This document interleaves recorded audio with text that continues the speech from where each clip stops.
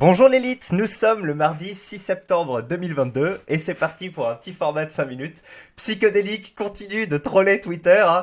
Il dit de la merde, mais on sait pas s'il le dit de manière candide, enfin en y croyant vraiment, ou si c'est pour troller sur Twitter pour que ça entraîne des réactions et que ça lui donne de la visibilité, ou juste pour titiller les gens comme ça, on sait pas trop. Voilà, le doute est de mise, mais on va voir cet échange. Donc déjà les commentaires sous Psychodélique, quelques tweets cités hein, où il y a du débat, puis derrière je vous présenterai quelques BD puisque là aujourd'hui on parle de BD. Voilà, allez, on tient tout ça en 5 minutes. Donc il y a Média Animé, donc ça a l'air d'être un compte Twitter dédié au manga grosso modo, enfin aux animés, vous savez les mangas sous forme de dessins animés, qui dit insolite, plus de la moitié des bandes dessinées vendues en France sont des mangas. Waouh, comme ça. Et là, Psychodélique nous fait part d'un de ses éclairs de génie en disant en même temps côté BD, il y a rien eu depuis 25 ans d'intéressant ou de renouvelé. Ils restent sur leur acquis avec un format totalement archaïque et dépassé. Alors déjà, je vous laisse profiter de l'orthographe, c'est toujours un sacré moment de plaisir. Et puis voilà, qu'est-ce que vous en pensez? Est-ce que vous êtes d'accord avec lui? Oui, oui, les BD, c'est que Tintin, Spirou, Astérix, c'est toujours la même chose, etc. Ou est-ce que vous y connaissez un peu plus et vous dites, mais attends, qu'est-ce que tu racontes? Il y a Loubapo, il y a des mecs qui prennent les contraintes de la BD, qui les tordent dans tous les sens, il y a des formats, etc. Est-ce que vous êtes plutôt là-dessus? Moi, je suis plutôt de la seconde option. Donc, on va voir un peu ce que les gens disent. Donc, moi, bien sûr, j'ai tagué immédiatement le Fils de Bulle, hein, le Fils de Bulle, la plus grande chaîne BD, la meilleure chaîne BD de YouTube. Je vous l'ai déjà dit, hein, c'est une chaîne que je considère largement supérieure à la mienne. Il fait une vidéo par semaine sur la BD, soit une BD qui va vous présenter, soit un thème, soit un entretien avec un auteur. À chaque fois, c'est incroyable. Il est très bon au niveau du montage, du mixage audio. Et puis, si la BD vous parle un peu, normalement, oui, vous êtes français. Vous avez forcément eu un peu de BD entre les mains et pas que, même si vous avez eu du Astérix ou autre, ça vaut le coup de s'ouvrir un peu à d'autres saveurs. Et franchement, il fait un travail incroyable. Et par exemple, sur ça, par rapport à ce que dit Psychodélique, que c'est toujours un peu la même chose, qui se renouvelle pas, etc. Il y a deux BD présentés par notre ami Fils de Bulle où justement tu te dis mais attends, les mecs font des choses quand même assez incroyables. Il y a Donjon. Ici, au donjon, l'immense puzzle de Sfar et Trondheim. En gros, une BD je connais pas, alors je connais Trondheim et j'aime pas trop, mais sa vidéo donne super envie en 10 minutes. Je vous fais le pitch, moi vous savez ce que j'adore dans les films, et peut-être mon film préféré, s'appelle Marley et moi, c'est un mec qui a un chien, et en fait ça se passe sur plusieurs années, et on voit le chien grandir, mais le mec aussi commence à avoir des enfants, etc. Bref, donc j'aime beaucoup ce genre de fresque, et en gros, donjon c'est ça, mais puissance 10. C'est-à-dire que c'est une fresque, mais sauf que l'épisode 1 se passe genre en 1200, l'épisode 2 en 875, l'épisode 3 en 1500, et donc en gros c'est un donjon, et les mecs essayent de gérer ça un peu comme une entreprise, un donjon avec un boss, etc. Et donc quand l'histoire commence, le donjon est grand mais pas immense. Après au deuxième tome en 875, il est tout petit, c'est le tout début du donjon, il y a que deux monstres, etc. Au tome 3 quand ça se passe dans le futur, et en fait il est encore plus grand, tu sais, il y a des tours et tout, mais sauf qu'ils sont sur le déclin, le donjon est en train de s'effondrer. Enfin moi j'ai pas lu le truc, mais c'est comme ça qu'il a présenté le truc, et franchement ça envoie du rêve. Et je sais pas combien il y a de tomes, mais chacun des tomes décrit une année, et ça va dans le passé ou dans le futur à chaque fois, avec des personnages différents, et justement des personnages qui grandissent en fonction des aventures ou qui rapetissent, et donc tu sais pas ce qu'ils ont traversé à un moment T et pourquoi ils sont devenus comme ça alors qu'avant t'as le passé, etc. Donc là c'est déjà un pari fou sur la temporalité par rapport à ce qu'on a d'habitude en BD, hein. Et donc rien que ce truc là déjà m'a mis de l'engouement incroyable. Et deuxième BD, il ne vit qu'un jour sur deux sur Lubin. Faut la voir aussi, cette vidéo très émouvante, très bonne. Et puis sinon, mais sauf que là on parle de renouvellement, etc. On va parler tout simplement de Imbattable, le héros qui voyage entre les cases. Voilà, en gros c'est une BD qui reprend les poncifs de la BD, en fait on va dire plutôt les limites techniques de la BD, c'est-à-dire les cases, les bulles, le fait de changer de page, etc. Et qui va mettre des personnages qui peuvent manipuler ses pouvoirs. Donc un personnage qui peut passer d'une case à l'autre, donc qui peut voyager dans le temps, ça c'est imbattable. Un personnage qui peut jouer avec les perspectives, c'est-à-dire que s'il est au premier plan et qu'il y a une maison derrière lui, vous savez, la maison sera tout petite, et ben lui il peut écraser la maison parce qu'il contrôle ce truc-là. Donc ça, pareil, énorme travail. Enfin, le mec est un génie et il a trouvé plein d'adversaires super. Et alors, soit vous pouvez acheter les BD comme ça au kiosque ou que sais-je, soit ce que je vous conseille beaucoup plus, c'est d'aller à la bibliothèque, de prendre une putain de carte et d'y aller chaque semaine. Alors essayez si vous êtes avec vos parents de vous coordonner, comme ça vous pouvez prendre plusieurs BD. Enfin, ça change rien, mais disons que comment dire. Et ça optimise le truc parce que si on est tout seul et que on peut pas tout lire, tu vois, ça fait. Enfin, je sais que moi, je me coordonne avec mon père pour le faire parce que si je suis tout seul, c'est vrai que c'est difficile de trouver. En gros, c'est mon père qui va à la médiathèque, qui prend les BD et moi je lui dis ce que je veux et tout. Bon, bref, voilà. Et voilà, essayez de vous coordonner. Sinon, vous achetez Spirou et oui, vous achetez un abonnement, ça coûte 90 €, je crois, ou peut-être que c'est un peu augmenté.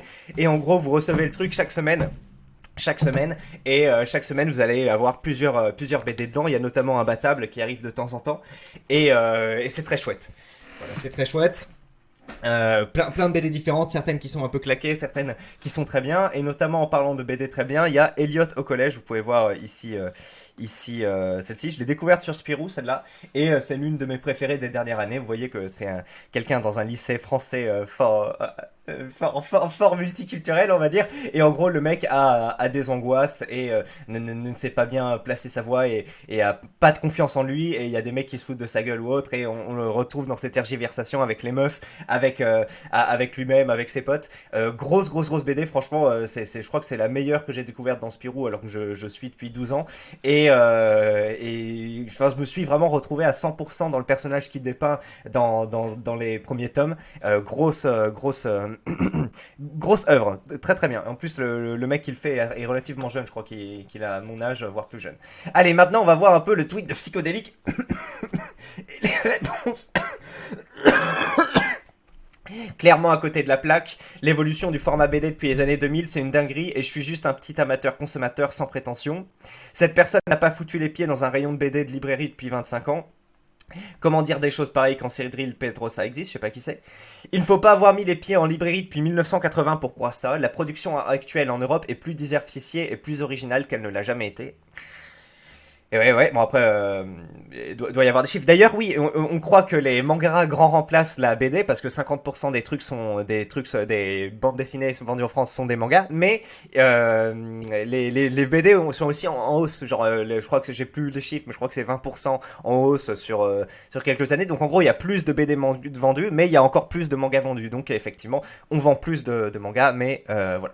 Le mec a 25 000 abonnés et 180 000, je crois, sur YouTube. Il est bête, ne connaît pas grand chose du milieu, arrêtez de suivre des débiles. Dis que tu ne connais rien en BD sans dire que tu ne connais rien en BD, voilà. Donc que des florilèges de réactions comme ça. Excusez-moi. Ça a pas dû être très agréable à entendre. Après, donc, comme beaucoup de cucks, j'ai tagué Fils de Bulle. Vous savez, comme les gauchistes sur Twitter, quand il y a des mecs de droite ou même à politique qui vont dire des trucs, et les gars, ils vont taguer des youtubeurs ou des tweetos et ils vont dire, regardez, il a dit une bêtise, détruisez-le sur la politique. Moi, j'ai fait la même chose avec Fils de Bulle. J'ai dit, regarde Fils de Bulle, Psychodélique, il est méchant, Psychodélique, il dit des mauvais trucs sur la BD. Et donc, Fils de Bulle, je pense que je suis pas le seul cuck à l'avoir identifié. Après, il a dit, vous êtes plusieurs à m'avoir tagué dessus. Je ne vais pas entrer dans un nouveau drama, c'est dommage parce que ça fait un peu de vues. Hein. Mais bon, après Psychodélique l'a béni dans une vidéo récente et ça fait 2 fois que Fils de Bulle parle plus ou moins de Psychodélique. Non, il en a parlé une fois et après il en a parlé de la BD Effondrement. Donc, et puis Fils de Bulle veut pas les dramas, etc. Je ne peux qu'inviter Psycho à regarder ma chaîne qu'il a partagée pour se convaincre du contraire. Mais c'est un avis assez commun en vrai. Pour lutter contre ça, partagez ma chaîne. Voilà. Et donc effectivement, il faut partager la chaîne du Fils de Bulle, donc cette petite vidéo qui fait 8 minutes, j'avais dit moins de 5. Ah, donc voilà, on a présenté le Fils de Bulle, et puis maintenant je vous fais part de 2 BD que j'ai lus récemment grâce à la médiathèque, là, on a pu les louer, et qui à chaque fois étaient incroyables. Donc c'est des BD en 4 tomes les deux. Complètement de salles, 2 ambiances, mais les deux, putain, m'ont fait voyager, m'ont donné des sensations incroyables et m'ont proposé une émotion esthétique, on va dire, nouvelle. La première, c'est La mémoire dans les poches. En gros, vous voyez là, le gars là qu'on voit là, Célestin, il est...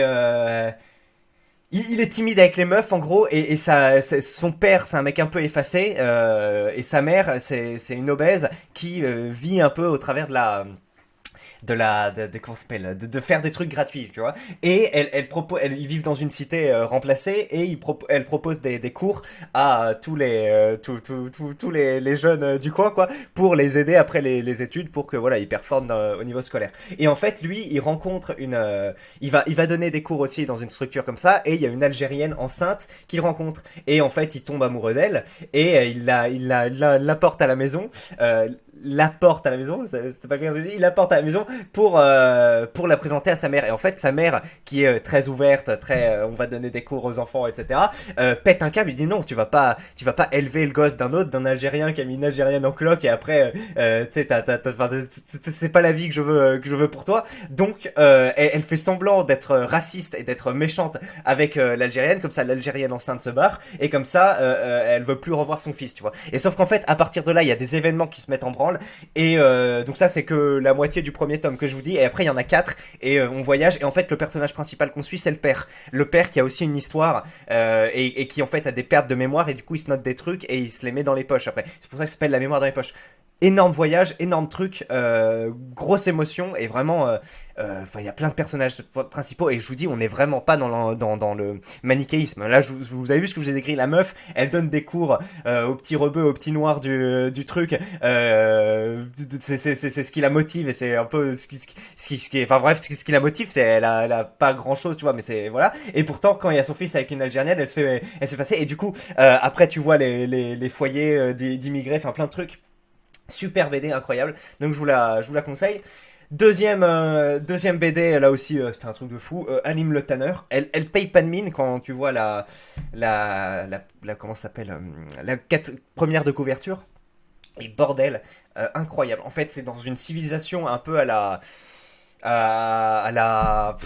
une civilisation arabe avancée, tu vois, un peu comme l'Iran avant, enfin l'Irak avant que les Mongols la détruisent ou autre. Bref, et les mecs sont des fanatiques religieux, et il y a un couple de mecs d'une caste inférieure qui découvrent plus ou moins la vérité sur la religion, et du coup à partir de ça ils vont faire tout un périple pour échapper aux inquisiteurs de cette civilisation, tout un périple pour leur échapper. Il y a 4 tomes, et à chaque fois les tomes se passent dans des ambiances différentes. Le premier donc ambiance méditerranéenne comme ça, persique. Second, plutôt ambiance tibétaine, dans des trucs enneigés. Troisième, plutôt dans l'Afrique, grosso modo, dans une Afrique moitié ville, moitié nomade. Et quatrième, dans des îles, en gros, comme des îles abandonnées où les mecs sont un peu primitifs, et avec la grosse jungle qu'on doit traverser.